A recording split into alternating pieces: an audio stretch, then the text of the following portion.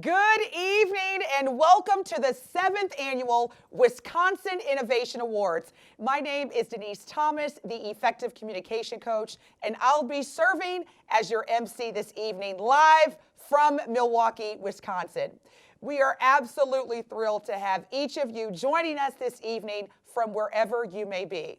This is a new format for the Wisconsin Innovation Awards, and we are so happy to spend the evening with you all. Now, you don't need me to tell you that 2020 has been hard on businesses, nonprofit organizations, educational institutions, and even just personally. But tonight, we are going to show you the bright spots, the best and brightest and great growth in ideas that have come from a difficult time. We'll see and hear from many of the most creative thinkers in our state and learn more about the innovations that are going to shape the future. We have some awards to give out tonight, and we also have some surprises in store for you. And we'll even have a chance to talk to tonight's winners face to face. To hear from them directly is going to be quite extraordinary. So it's going to be a lot of fun, so stick with me and enjoy the show. First, we'll now hear from the founders of the Wisconsin Innovation Awards, Matt Yunkel and Joe Boucher. Thanks, Denise. We're excited to have you as our MC this year. Even in this year's new virtual format, the goals of the Wisconsin Innovation Awards remain the same. That's celebrating and inspiring innovation of all types and throughout the state of Wisconsin. The WIA process brings in innovators from all sectors, which is really important to our mission. So we get tech and biotech, but also manufacturing, agriculture, nonprofit, education, and we collect those stories firsthand, some of which you'll hear tonight, to help inspire the next generation. Well, as everyone knows, it's been a challenging year in general, and certainly to be in the events business. So our patrons this year are deserving of extra recognition for sticking by us, as almost everyone did, and sticking by our mission. So we want to thank first our gold patrons, Alliant Energy, American Family Insurance, and Wipfli, the accounting firm. Our silver patrons are Exact Sciences, Green Clock, Cullen, Nider and Boucher, the Wisconsin Economic Development Corporation, and the Wisconsin Union. And our bronze patrons are First Business Bank, Generator, HealthX Ventures, Madison College, Madison Gas and Electric, the Wisconsin Alumni Research Foundation, and WorkCloud. Our new media sponsor this year is Wisconsin Inno. Thanks to the generosity of these patrons, we've been able to offer free access to tonight's program. Even so, a number of you have also contributed to the WIA organization by purchasing supporter tickets. So thank you for supporting our WIA mission. And finally, we want to thank our board. You know, we work year-round on this event, and they're very active, and we meet periodically, and they really get involved to make this work. And without Groundworks, Molly, Libby, and Aaron, this just wouldn't happen. Since we brought them in several years ago, the event keeps getting better and better. So we really want to thank Molly and Libby and Aaron for doing such a wonderful job in putting on this event all year round. And Denise, now we'll give it back to you. Thank you so much, Matt and Joe. The Wisconsin Innovation Awards has seen huge growth since Matt and Joe had that great idea back in 2014. This year, more than 375 nominations were received. That's an incredible number of nominees. So congratulations to all of you who were nominated, and a huge thank you to those who sent in the nominations. Now, you might be wondering what happens to that group of nominees and how we get to the small group of 10 finalists that we will honor tonight. It takes a huge amount of work by our panel of judges to consider all of the material that is submitted, and we are so grateful to our judging team, shown here on the screen, for their countless hours of hard and dedicated work. I know many of you in the audience tonight are nominees, finalists, or even previous winners, and we are so glad that you are joining us. I want to send a special shout out to this year's finalists, who should be incredibly proud of their work. I know you were all watching at home, wondering if you need to speak later this evening. So take a minute now and get ready, and don't forget to check your teeth. You might be on camera soon. That's right, we will get to hear directly from this year's winners at the end of our program. After learning about the finalists and seeing a feature video from each winner, we're going to have a short panel discussion with them about their innovation. So I hope that each of you will stay tuned for our full program. It promises to be a great conversation.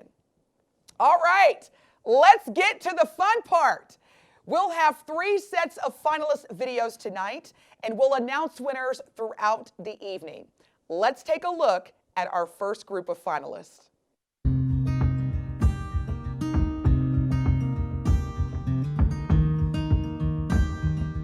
Hi there, this is Matt with Arborate Technologies. We've been innovating inventory management for the horticulture space using cloud-based inventory management software, web application, mobile application, and radio frequency identification tags. When it comes to our value proposition, really our solution is all about freeing up labor and allowing our customers to reallocate their labor force to more valuable activities, like watching defect rates, understanding inventory turnover, and improving supply, and various things that ultimately add to the bottom line. We're not about reducing labor, we're about allowing our customers to reallocate that labor. Our business intelligence tool allows the nurseries to really understand what's going on with their inventory on a much more granular level and really understand where their opportunities are to improve margins.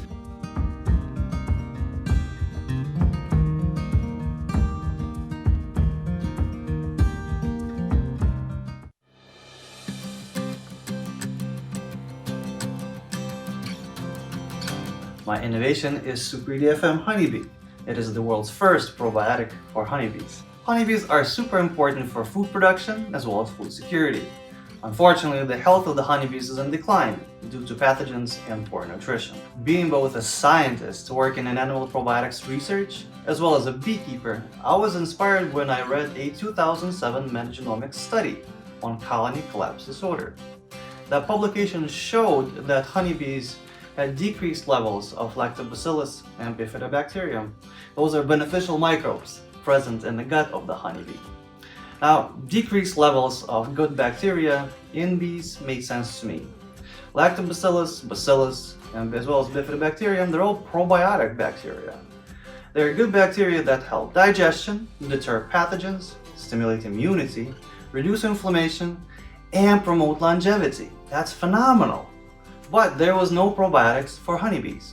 Research done by us, as well as others, shows that feeding probiotics to honeybees helps bees reduce inflammations, reduce infection, put on more weight, and results in increased colony strength and productivity.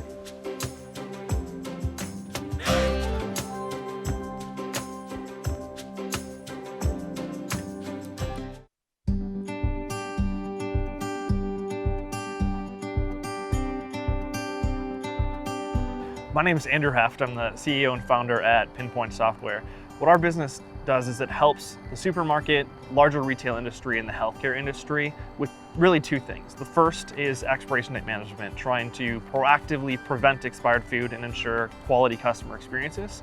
And then task management. We are the only company that manages expiration dates in kind of the way that we do, which is this proactive, holistic store approach. There are a couple companies that take a data play at it. If I've got a product that doesn't sell fast enough, creating an alert to say, go check it.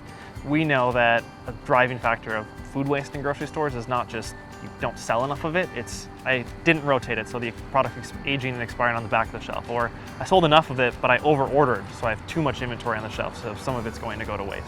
As of the end of second quarter this year, we've prevented more than 13 million expired products to date.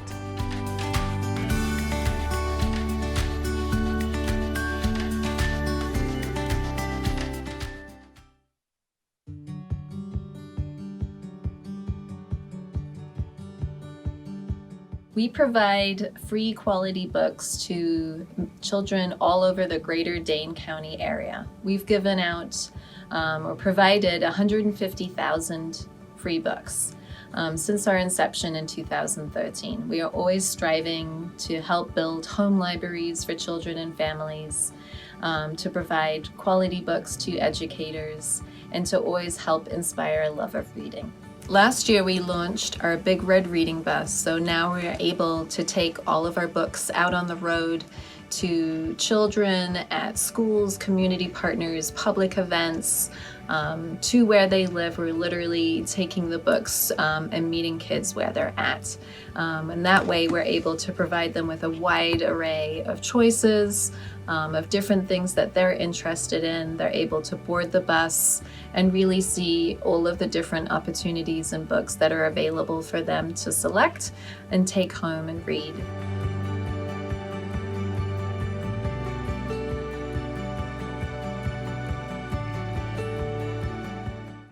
Wow, those were some incredible stories. Congratulations to all of you on being named as finalists. So well deserved. It is now my great honor to present the first Wisconsin Innovation Award of the evening to our first winner. Congratulations to Pinpoint Technologies.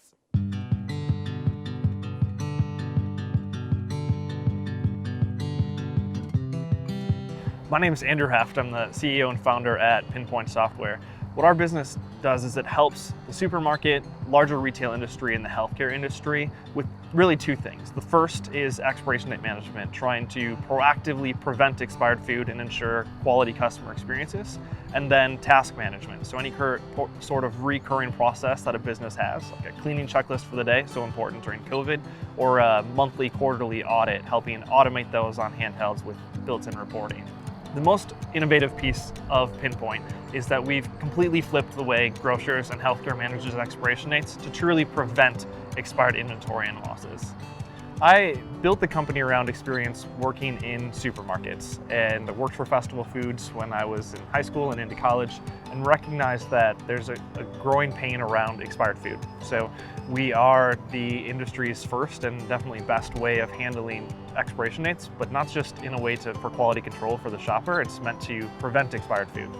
Our software, how it helps solve expiration dates is by creating proactive flags. So we're letting them know throughout their store, here are the couple items in each aisle that are at risk of expiring soon, allowing them to take that action before it actually becomes waste, and then understand what's going to happen with that product if it's left alone or if a markdown's needed to help prevent it from actually getting to that expiration date. And then the final component to what we do is ensuring any of those expired items end up donated rather than in a landfill. As of the end of second quarter this year, we've prevented more than 13 million expired products to date. And that's growing at a rate right now of about 10,000 items per day that we're helping prevent across the 250 stores we service. We're actually expecting to grow that number as much as to get to 25,000 items a day this year yet that we're preventing in expired waste.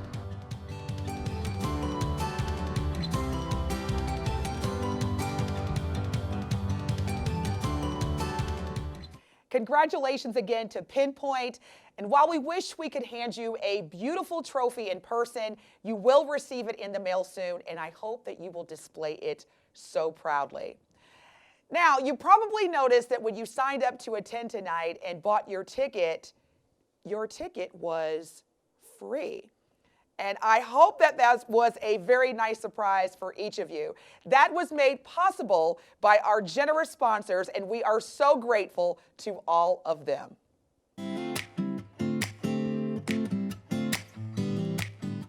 Hi, I'm JP Brown, Vice President of Business Planning at Alliant Energy.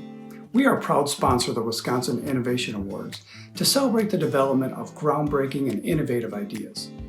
Guided by our purpose-driven strategy to serve customers and build strong communities, we proactively support businesses and customers that are willing to try new ideas across all industries.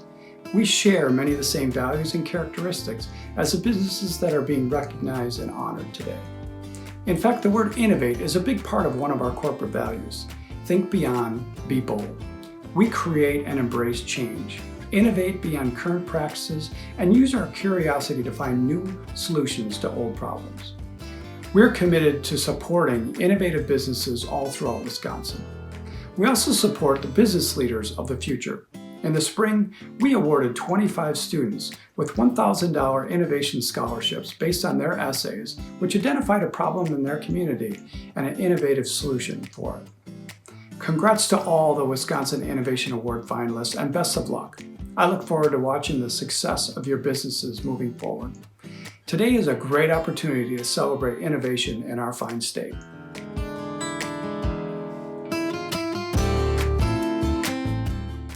Hey everybody, Ron Bote from Whiffley. First I want to start by saying I hope everybody's doing well, keeping safe, and being healthy. I know we've been having a lot of virtual meetings during these COVID times, but I gotta be honest with you, I'm a very extroverted guy, and I miss getting connected with people in person, whether it's through coffee or attending these networking events. That's why I think this event is important. So first, I want to say thank you to Joe, to Matt, Libby, Molly, and the rest of the Wisconsin Innovation Awards team for making this event happen. I also want to say thank you to our fellow committee members and board members for supporting them. Look, these are challenging times. We're having a lot of meaningful conversations, and we think that's important. We have a lot of those, and they're rewarding. I don't know if that makes us innovative, but I feel it makes us unique. Whiffley is a Wisconsin company, founded in Wisconsin, and will be here for a long time. I don't want to shine the light on Whiffley tonight. I want to shine it on these great, innovative companies that are helping Wisconsin grow. So thank you, and for letting us be part of this event.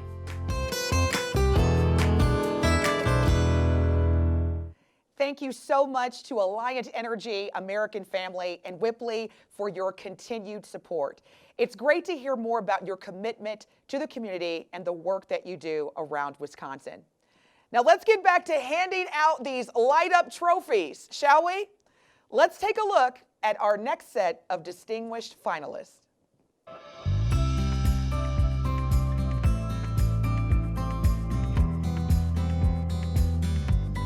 Safely is a company for developing new materials, the first form of solid carbon monoxide at room temperature and room pressure that will have novel properties. Those properties are leading to better batteries that can charge faster, which is critical for electric vehicle adoption, and that can last longer so that we reduce our range anxiety for electric vehicles, amongst many other applications.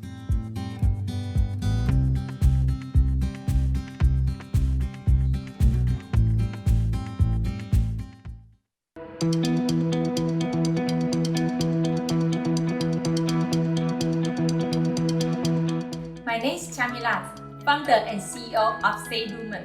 We create the light that works with and without power to your property. When lost power, just flip the light switch and you will have a backup light for up to 3 hours on demand. Say Lumen is a regular light bulb with unique power sensing technology and a battery backup.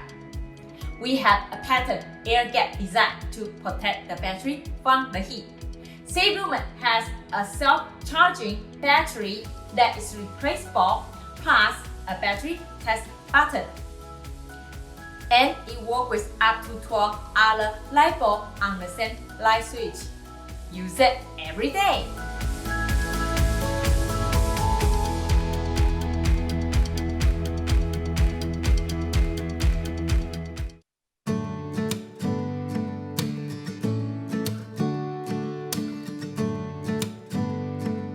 Pyrene makes renewable, low-cost ingredients for paints, coatings, and other materials. Not only is our product non-toxic, but our production process is clean and environmentally friendly. The vast majority of the materials we use in our everyday lives, from paints, coatings, clothing, shoe soles, are made from petroleum, which contributes to climate change and a lot of environmental issues.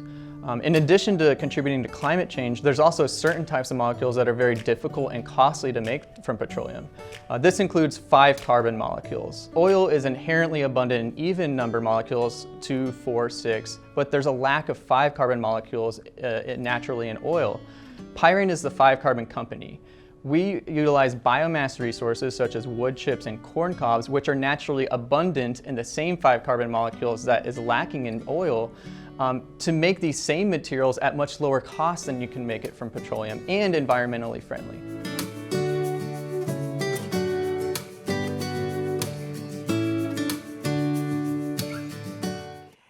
so much. What impressive work. Wow. Now it is my honor to present the second award of the night to our winner, Safely LLC.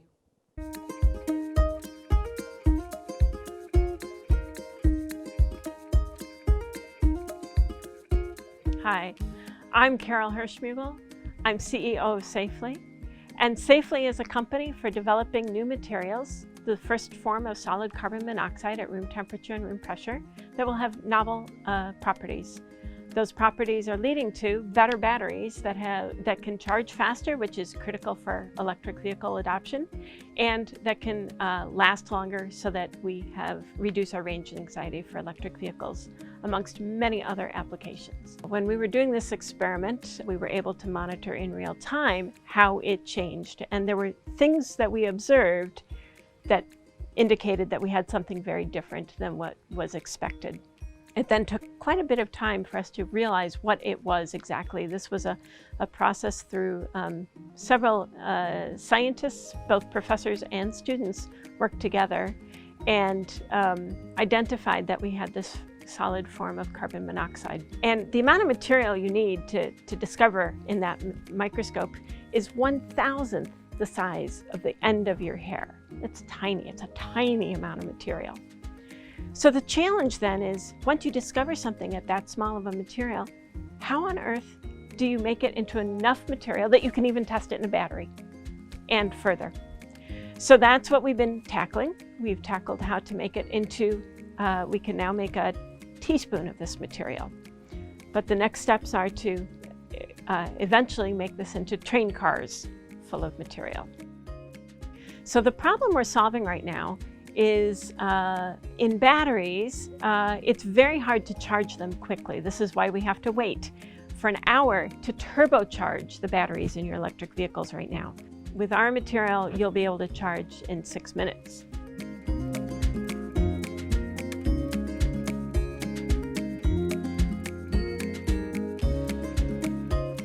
Congratulations! I am in such awe of your work, and thank you for sharing your incredible talents with us.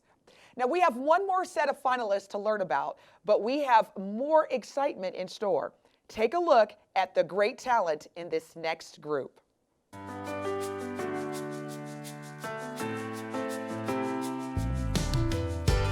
Motivo is all about reinventing the world of mobility aids. We want to make them better for people, healthier, more ergonomic, and also help people to feel a little bit more like a person, a little bit less like a patient when you have to use these kind of products out and about in the world. One of the biggest things with rolling walkers in particular is that they basically have taken an old-fashioned metal walker like the kind you've seen with a tennis ball, and then they put a seat across the middle of it, and that seat goes right in the way of where your legs should be if you follow your doctor's instructions to walk inside and upright. And you really can't do that because the seat is in the way. So we spent a lot of our time and engineering time and design time figuring out how to make a seat basically get out of the way when you're walking so you can walk inside and upright, but be very readily available when you want to sit down and need it. So that's a key ergonomic and functional piece that we designed around. And then the other one is just, again, to make a product that didn't look so medical. One that would instill pride and dignity back into our customers as opposed to taking it away and making them feel like a medical patient.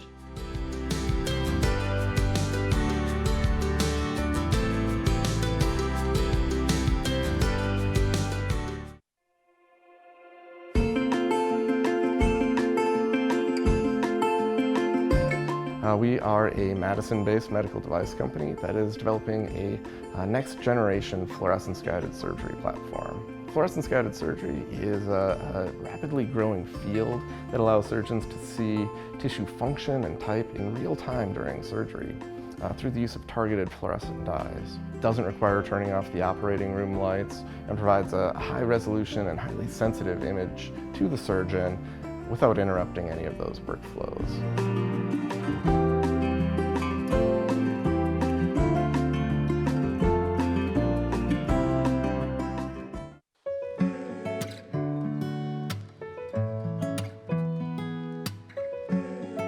We are establishing ourselves as the premier surgical positioning equipment provider by creating innovative solutions that focus on simplicity, convenience, and precision to make surgery safer, more efficient, and more effective. Our knee positioning products are based on a technology that we call Field Lock. What we did was create a product that mounted onto the surgical table before the sterile field was created to create a base for our positioning equipment. And then after the sterile field was created, the patient would be prepped, then the sterile components of the positioner would lock into place and give you a mechanical connection through the surface of the drape without perforating the drape, without reaching outside the sterile field.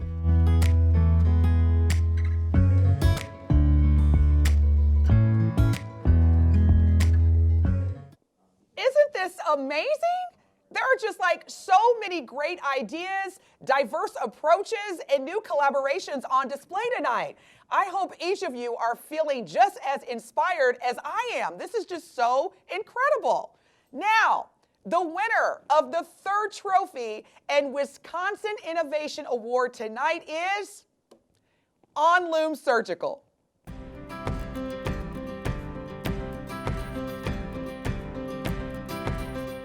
My name is Adam Usselman, and I'm the co-founder and CTO of Loom.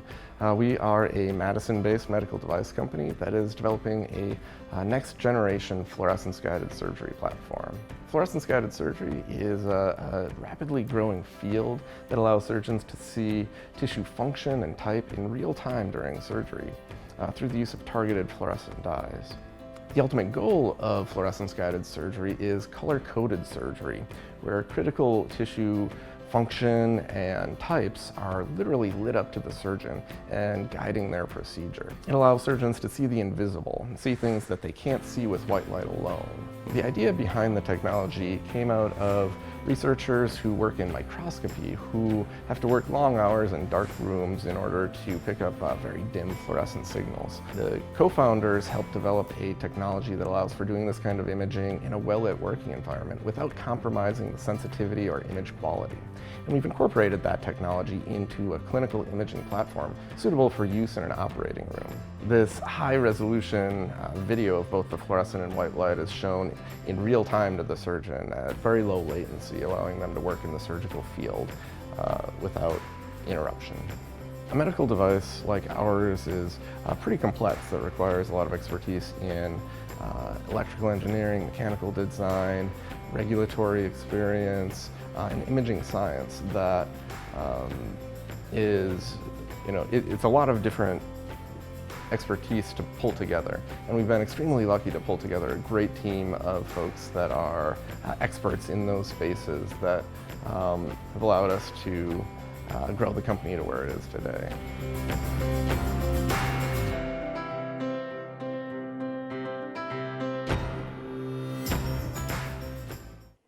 Congratulations to you and your team on your great accomplishment. This is so exciting. Now, we have one last Light Up trophy to hand out. Now, many of you know this is a very coveted special award that we give out each year. The People's Choice Award is given to the finalists who received the most votes throughout the last several weeks, using the platform provided by our partner and previous Wisconsin Innovation Award winner, Polco. And after all the votes were tallied, I am so excited to announce the winner of the 2020 People's Choice Award is Madison Reading Project.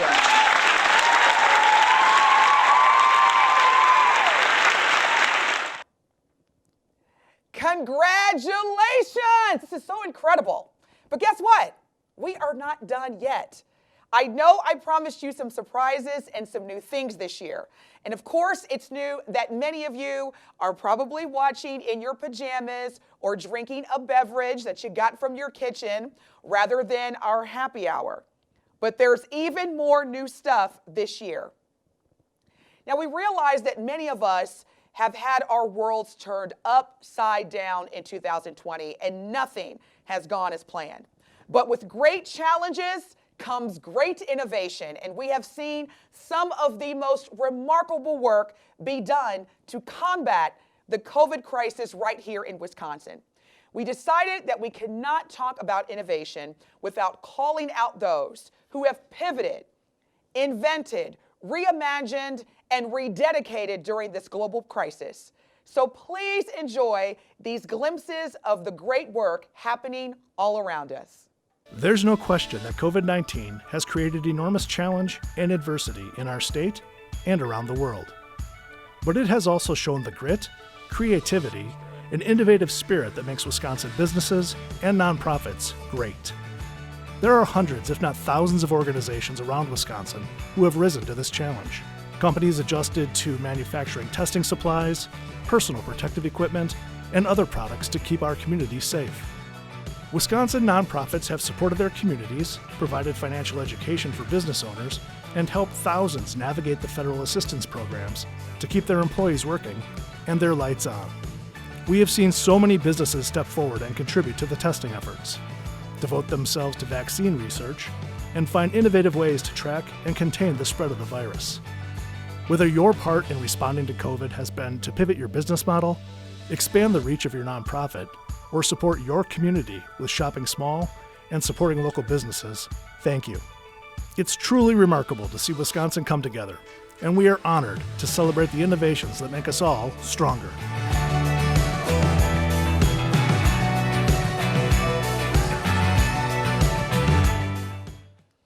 Isn't this inspiring? I mean, it is so great to hear about the work being done by so many of you, and it really helps make me feel so hopeful.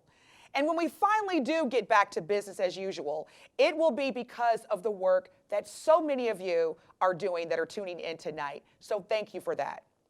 We are delighted to also have a special announcement related to businesses like yours who have responded to this crisis with great innovation. I am absolutely excited to introduce so many amazing people that have helped contribute, and we are delighted to introduce Missy Hughes, Secretary and CEO of the Wisconsin Economic Development Corporation, who's been a long-standing partner with the Wisconsin Innovation Awards.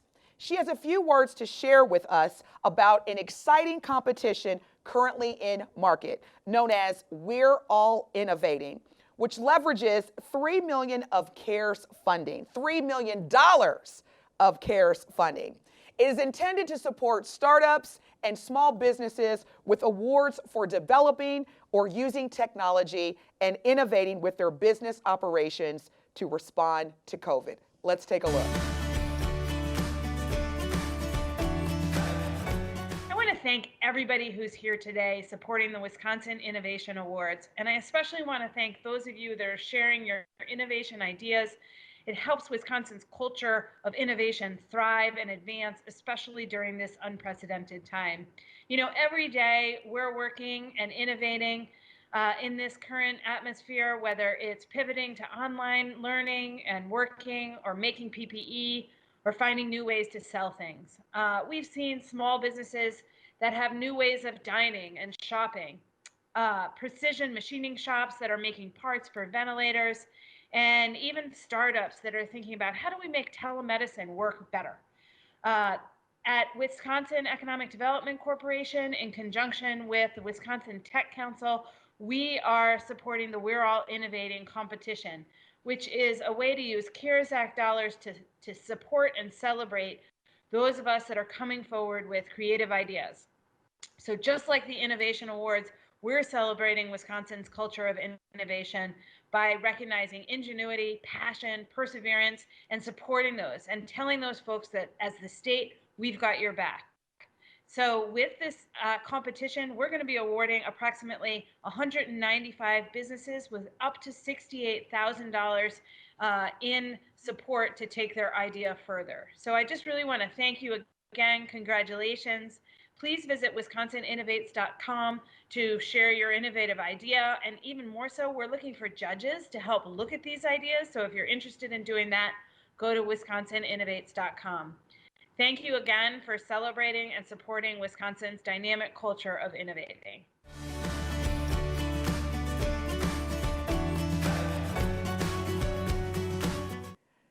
Thank you so much, Secretary Hughes. What a great opportunity, and I encourage and hope that you all in the audience, and especially our finalists, winners, previous winners, and friends will apply. Okay, now for the part that I have been waiting for.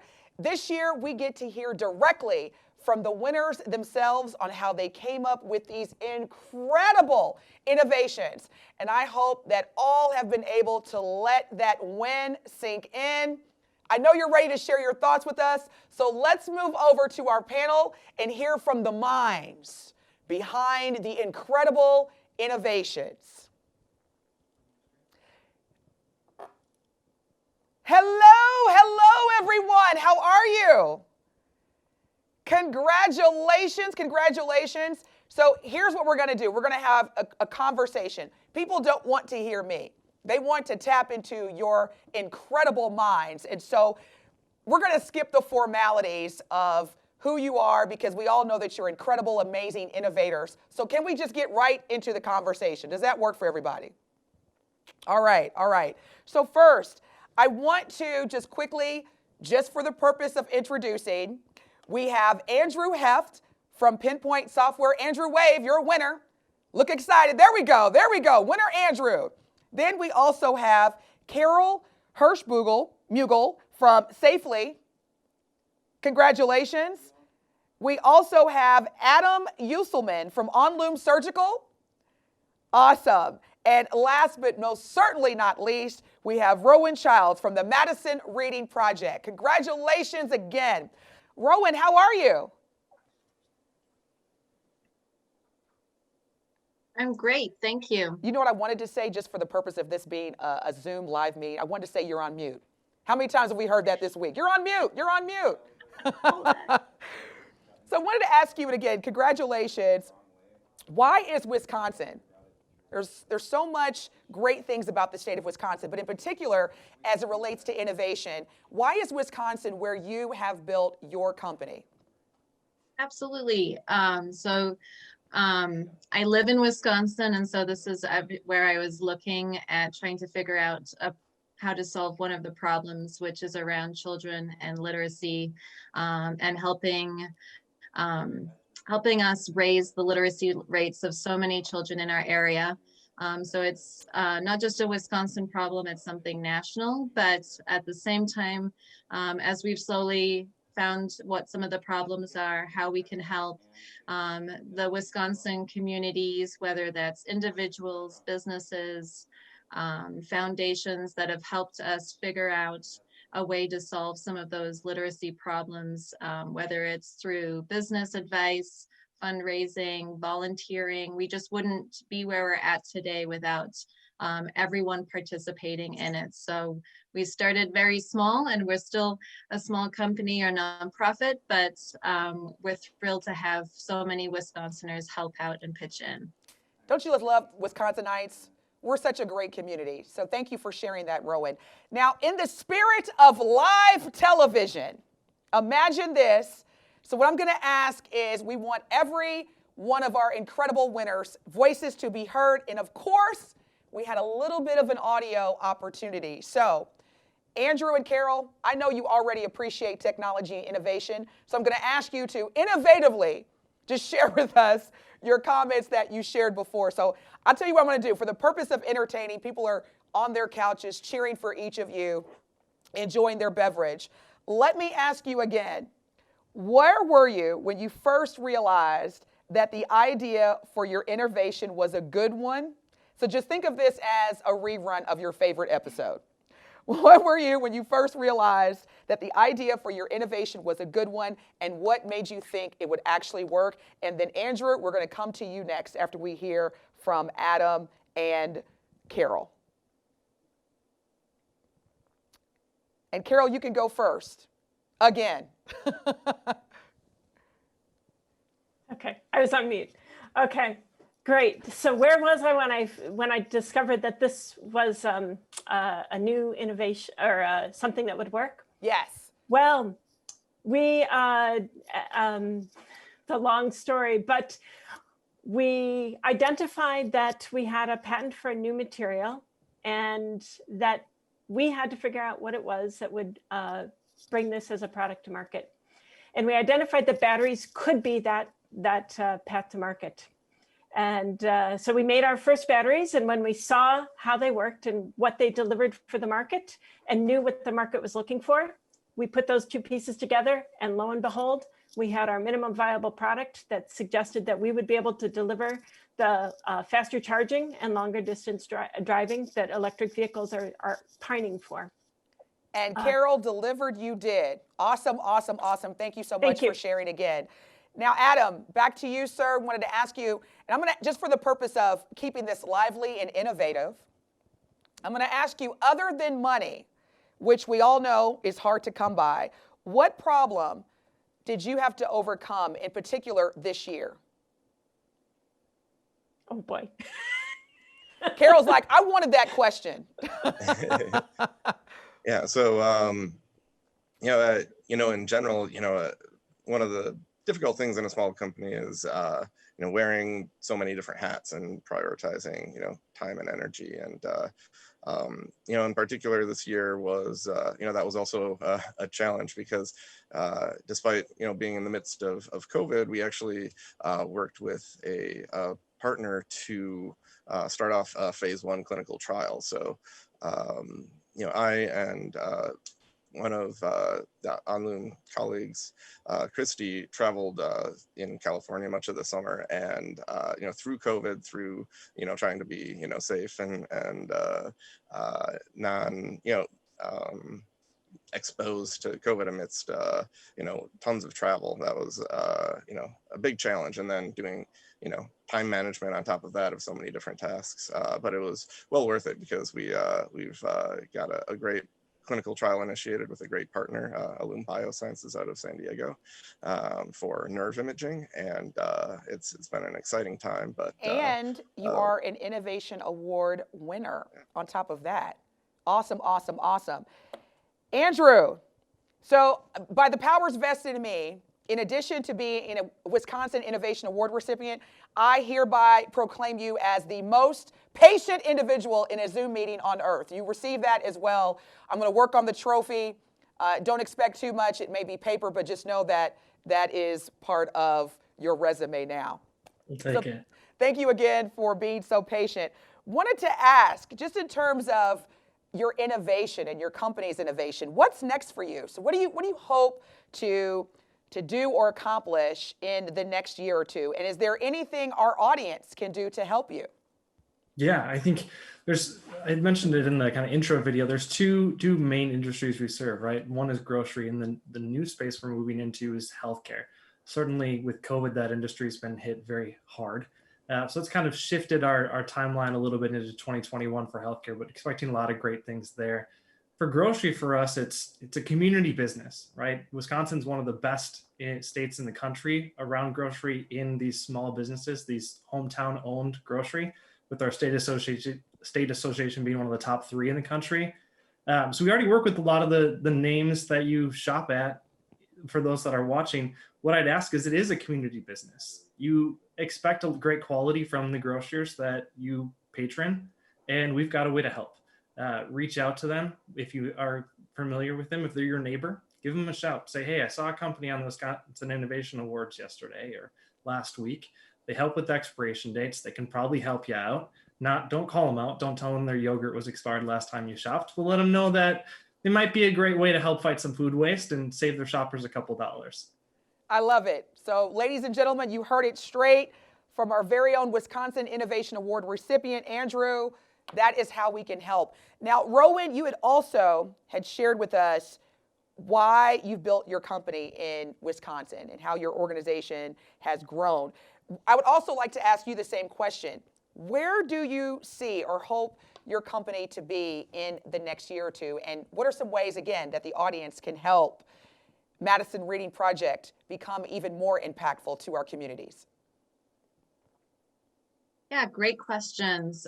Something that we're looking forward to for next year is actually moving into a bigger space. We've completely outgrown our donation center where we take in thousands of books that have been donated or that we're now purchasing by pallet loads to keep up with the demand and the requests from social workers, school districts, teachers, families, community centers. At the beginning of the year, right around when COVID hit, we really weren't sure what was going to happen or how we were going to get books out to families. And we found a safer way or a safe way to be able to do that yet. And so our goal for the year was to provide 60,000 books, and we're just sort of past the 50,000 mark this week, which is, you know, pretty crazy in the midst of everything that's happening. And if anything, it's really catapulted us into how can we grow even faster and reach all of those kids who are, you know, so many of them are at home right now. So next year we are going to be expanding into a bigger facility where we're able to have more volunteers, more books, and even just have a socially distanced staff meeting, which we're not able to do right now. So some of it's just a physical thing, just trying to be safe with everyone, and also some of the products such as our books and reading materials. And moving forward, if people want to be involved, obviously, please check out our website, madisonreadingproject.com. That's probably the best way to find information as far as how to donate books, how to run a book drive, how to do a virtual book drive. There's so many different things that people can be involved with no matter where they are in Wisconsin. I just love y'all. Y'all are just such incredible innovators and so inspiring. I am just honored to be able to just feed off of your brain power and your desire to use your gifts to help others. Now, Carol, I wanted to go back to you, also in terms of the state of Wisconsin, how you built your company here, why you built your company here, and if you could elaborate on what are some of the pros and cons that you've experienced being located here, and is there anything about Wisconsin that changed your approach? Great, yeah. We started at the University of Wisconsin-Milwaukee. My co-founder and I are both physics professors at the University of Wisconsin-Milwaukee, which is where this discovery was made. And that support system of being at the university has been awesome, providing access to equipment that's absolutely crucial to move forward the company. We could not imagine purchasing $13 million worth of equipment to be able to do what we do today. So this is a very synergistic, excellent environment to be pushing our technology forward. Awesome. And then the other piece of it is the energy rich industries in the area, in the Milwaukee area in particular, that have really been synergistic with what we're doing. Synergistic. That's going to be my word for the rest of the week. How can I be synergistic in any of my work that I do? Adam, same question in terms of why is Wisconsin the great state where you built your company, and has anything about Wisconsin changed your approach? Yeah, definitely. So we actually spun out from the University of Wisconsin-Madison and the Morgridge Institute for Research Medical Engineering Lab. So being a part of that research institution was a huge help in having access to collaborators and brilliant folks in many different disciplines. So that's been a really great resource as we were building the technology initially. And then beyond that, as we started to grow the company, programs through like the Center for Technology Commercialization, doing SBIR grant reviews, and the WEDC's Qualified New Business Venture Program, have been very key, key aids in gaining funding and gaining grant support. And in addition, the university itself just being a huge source of talent, and we've been lucky to work with several brilliant folks that we've either had as that we've either hired or brought in as interns, and having the university nearby has been great. And so, yeah, we're very happy to be a Madison founded and based company. Love it. Love how partnership obviously is a key component to each of your company's success. And I want to go back to you, Andrew, as it relates to being branded now as an innovative business owner, an innovative company. And there's so many people right now, especially during this challenging time, that are trying to not only be innovative, but just sustain their businesses. So what I'd ask is that each of you, and we'll start with Andrew, if there were an innovative genie that were granting each of your companies or organizations 3 wishes for the next year throughout the end of 2021, what would they be? And Andrew, we'll start with you. Oh, wow. You get to drop the hardest question of the night on me first. You're innovative. You got this. Think about it.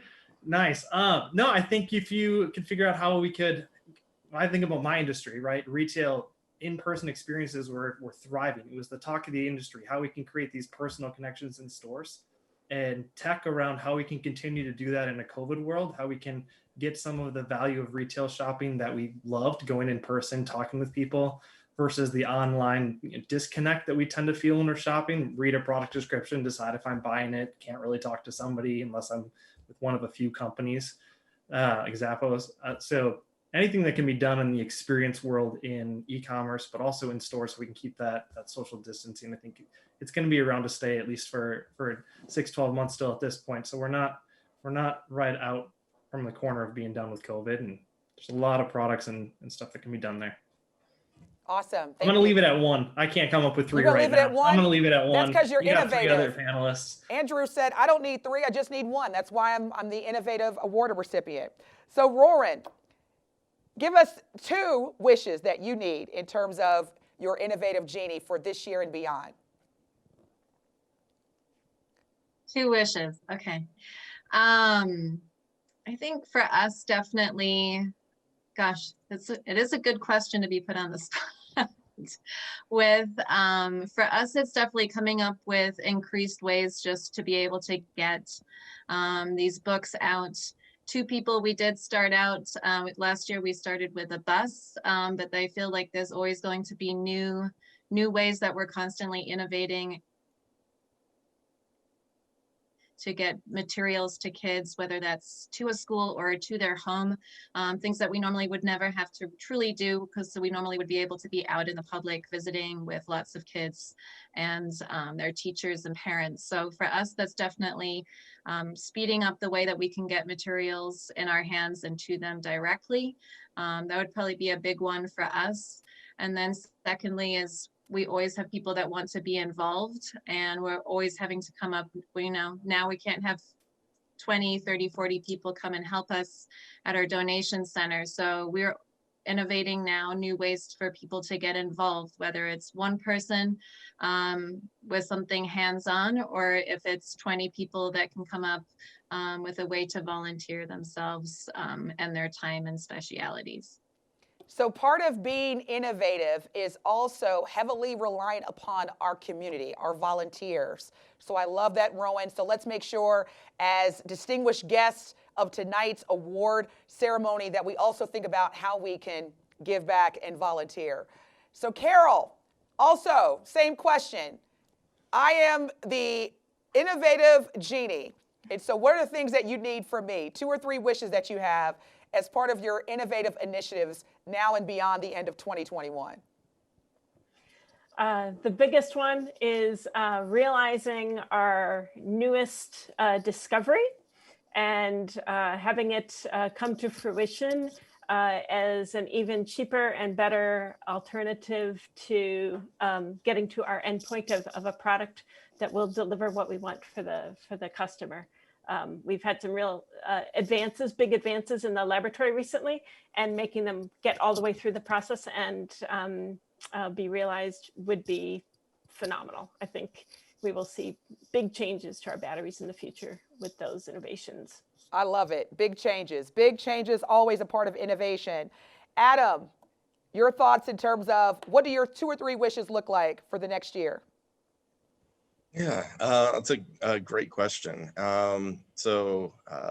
First off, we hope to get the technology in the hands of as many surgeons as possible.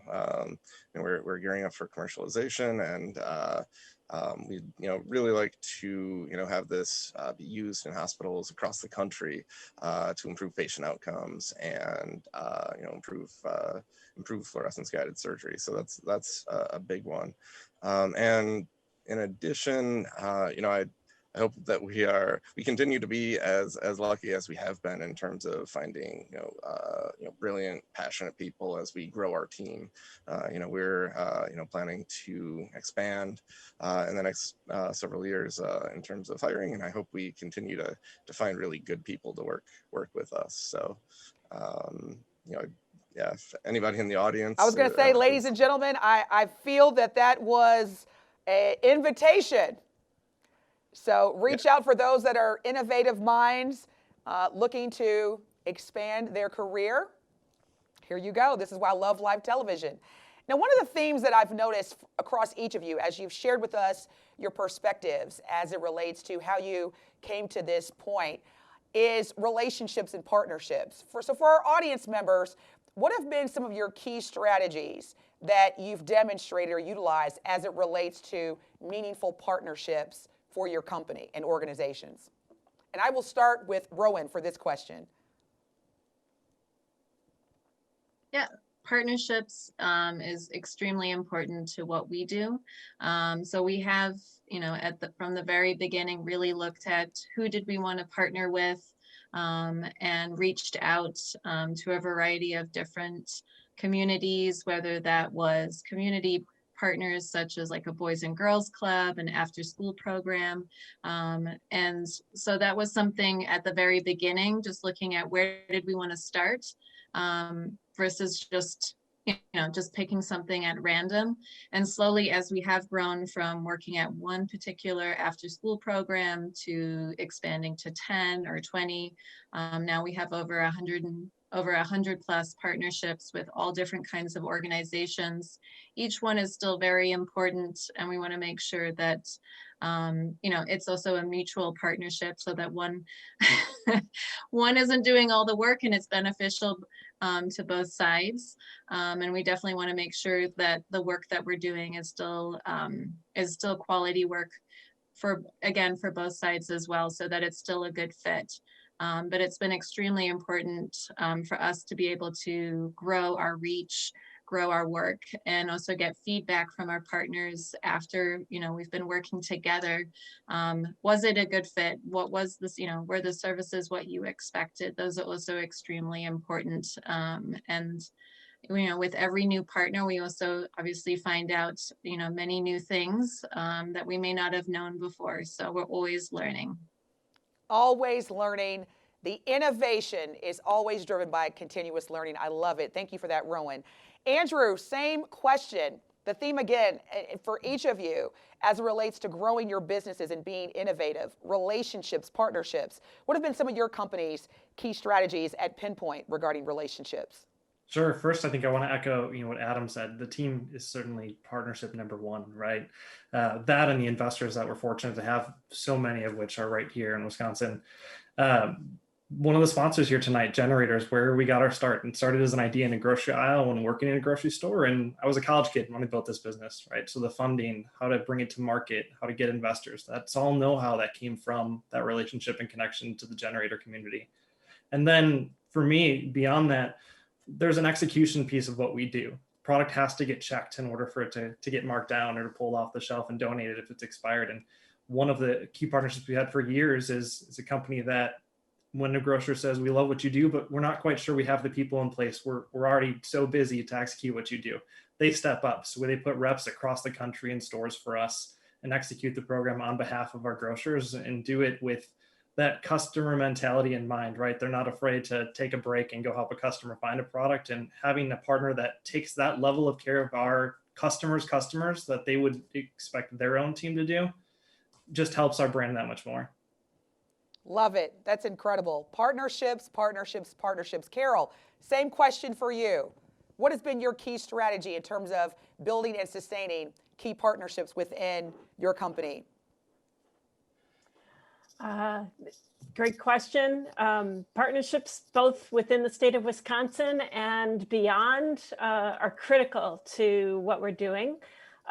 We've had the fortunate opportunity to do I-Corps programs through National Science Foundation. And through that, we've had lots of interviews with people through the industry. And some of those have led to long-lasting relationships with those people to help develop the company and make it into what it is today, as well as all the programs with CTC and SBIR Advance. They have given exposure to how to prepare to work with investors and starting to work with the investors in the local community and beyond. Also critical. And then beyond that, just people that you randomly get introduced to through just random meetings that then wind up being critical people on your team. We've taken on 2 new people this year from Wisconsin who have just been incredible and have taken us to the next level. And so it is the team in the end. It really is the team and how we go forward. And so just kind of being open to all environments and all chances for meeting new people and learning new things is the key to making good partnerships and keeping them going. That's great. Being open to others, listening to others has obviously been a key component to Safely's success. So thank you for sharing that, Carol. Last but most certainly not least, in terms of meaningful relationships, strategic partnerships, what has been your perspective, Adam, from an Loom Surgical perspective? Yeah, so going back to some of the university relationships I mentioned earlier, we've been lucky to work with surgeons at UW Hospital on some really innovative work that's utilizing our technology. And so we've been made a point of being extremely collaborative with these surgeons and and innovators within the hospital to sort of take their clinical ideas and support them however we can. And in addition to those types of relationships, programs like Carol mentioned, like the SBIR Advanced program, which really encourage reaching out to customers and potential users and speaking with them, were really helpful for building our network of interested folks. And then other events on the business side include like the Wisconsin Entrepreneurs Conference and the Early Stage Symposium through the Wisconsin Technology Council that have been great for networking more locally with investors and service providers within the state. So yeah, those are some of the things we've done to try to build partnerships, build relationships, both locally and nationally. And one last piece is that we continue to be active in scientific conferences to see what's at the leading edge of the field and network with other folks that are working in this space. So that's also really key for sort of growing our network of smart people that are passionate about improving healthcare. I love it. That's another hashtag. Grow your network with smart people. I love it. I'm so hashtagging that. Now, we've got about 2 more questions left. And I know that many of the audience members, especially as part of what we had talked about earlier, being able to thrive and innovate and grow your business during a global pandemic. Just based on the past 6 to 7 months, if each of you could share with us, what has been your biggest lesson that you have learned in terms of growing your business during a global pandemic? And again, Rowan, we're going to start with you, and then we'll go to Andrew. But again, your biggest lesson that you learned in 2020 during a global pandemic. I love it. So definitely for us, probably similarly to everybody else, is that moment of panic of, what is all going to happen? Taking a deep breath or several, and then really just taking a look at what did we actually have? What were our assets? What were the problems? What could we do immediately or pretty quickly? And that was for us, just that moment of, scratch all the plans. The summer's probably not going to happen, but what can we actually do? So just trying to get your head out of that sand for a couple of days and really brainstorm not in person more than likely. What could we actually do? And with that, and with our awesome team, we came up with a variety of ways that we could help, that we could be safe, masked up, gloves, etc. Try to figure out how could we safely get books to kids, whether that was with our bus doing a new version of home deliveries, which we had never done before, whether that was ordering bulk books, by the thousand and getting them delivered to community sites where they were doing food, so that parents or educators could go and collect food for their families, and they could also go get books at the same time and just try and make it as safe as possible. So I do think, with a good team, and taking some deep breaths and just trying to be creative with what you can do. And then also obviously to reach out to those that support your cause, or whether it's your company as well. So we did fundraise, whether that was letter writing, social media, newsletters, etc., to really get out the word about what we were doing so that we could get enough support to continue throughout the summer and into the fall. It truly takes a village. I love this. This is so insightful. Thank you so much, Rowan. Now, Andrew, your perspective. Same question. All Same right. question. So I think for us, Rowan mentioned the world changed in March, and we're in a business that our world changed a lot. Our grocers went from normal day life to trying to figure out how they could fill the shelf with toilet paper. So our business had to rally around how do we support a business that's day in and day out is thinking about how to stock toilet paper and get food back on the shelves because it's almost barren. And for us, it was a lot of relationships, I think, that come into play there, and a lot of caring too, right? Our team had to re-embrace and think, really put on, wear the shoes of our customers and think about what a day in the life of a grocer was. It was rallying to them and being just honest and knowing we didn't have all the answers on how to support them, but they knew a lot of it too, and we knew a good part of the puzzle. And it took that committee approach, bringing the minds together, knowing that, I think that's a key lesson as an entrepreneur, is kind of that humbleness to recognize you don't have all the answers, right? And surround yourself with people who can help formulate that answer. So for us, it was the customers knew part of the puzzle, our team knew a part of the puzzle, and we have a board and advisors for a reason too.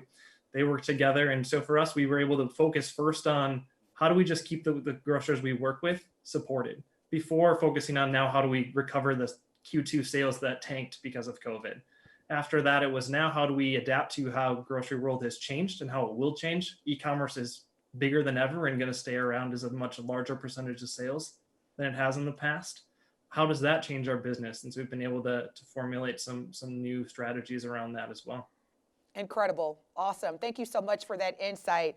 And same question before we close out for both Carol and Adam. Biggest lesson learned. Give us your knowledge, oh wise people. Carol, we'll start with you. Okay, so our biggest challenge was that the university did close. Obviously, we all dealt with working from home. And, a lot of our thinking happens in person when we're just crossing paths and saying, oh, what were you thinking about today? And how was the experiment going? And what were you learning today about making a product for your customer, et cetera. And so learning how to use Zoom, we're all familiar with that challenge, and creating that space so that we could continue to have the moments of discovery and understanding and continue to move forward with our path. Read a fantastic book that we would never have had the time to even think about or pursue. It's called Rough.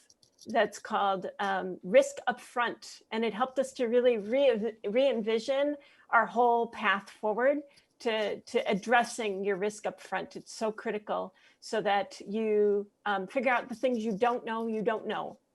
And taking that information and addressing those issues, because the things you know how to address, but the things you don't know, you can come back and bite you. Absolutely. So, thank you for sharing that. Awesome. Adam, we're going to close out with you. Biggest lesson learned? So there are a few. One is that in the early days of the pandemic, there was a lot of fear in the healthcare industry and in surgery about the number of procedures that were being done as systems were kind of overwhelmed with dealing with the pandemic. But as the summer wore on, we found that procedure numbers were going back up to normal, and ultimately healthcare is resilient. People still despite this pandemic, everybody, finds ways of dealing with it. Everybody takes, a deep breath and starts to, especially in healthcare, learn how to, address the challenges. And so, we found that, surgery is back up to nearly pre-COVID levels now. So, that's been a great thing to hear that healthcare is still persevering. And the second is more of a company culture lesson, which is as we all start to work from home and work remotely, we've had to shift how we operate day to day, and this involves more like planned communication, scheduled meetings that we have a small office and a small team that normally we can just yell over our desks and ask a question, but getting the sort of workflow in place to be able to still have that kind of camaraderie and that kind of sort of flow of communication, has been a lesson. And I think some of the things that we've built to facilitate that will maintain once things come back to normal and we're all working in the same office again. So I think that some of the way that we work as a team, actually we've learned some good techniques through dealing with this difficult time. So I tell you what, this has been so awesome to just sit back and listen to all this incredible advice. Adam, thank you. Andrew, Carol, Rowan, Adam, congratulations. Thank you for taking the time to not only receive this award, but also share with us both lessons learned as best practices. Cannot thank each of you enough. This has been incredibly insightful. I hope that after we adjourn, that you go somewhere, maybe in your living room or dining area or on your couch, and have a nice toast.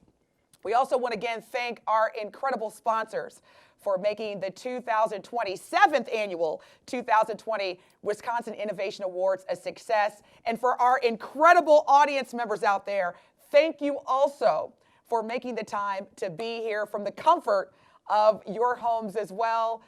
Finalists, nominees, nominators, thank everyone for making this an incredible experience, an incredible night. I hope that I will be able to see you all in person next year. Until then, let us keep being innovative and staying connected. Thank you all so much and have a great evening.